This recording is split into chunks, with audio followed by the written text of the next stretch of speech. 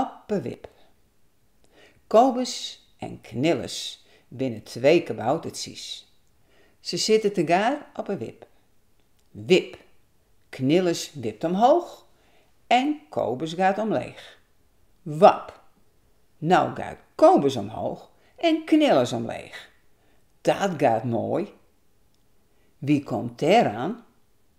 Het is Roel, de reus. Hoi Roel! Hoi Roel! Roepen Kobus en Knillis. Wist nou ook eens met ons op een wip?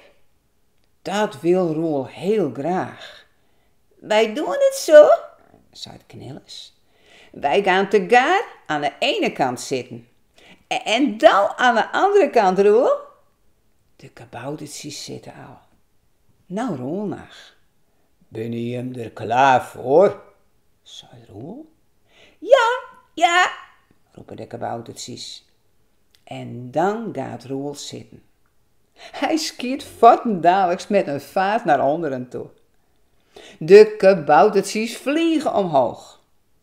Het gaat zo hard, ze kunnen de wip niet meer beethouden.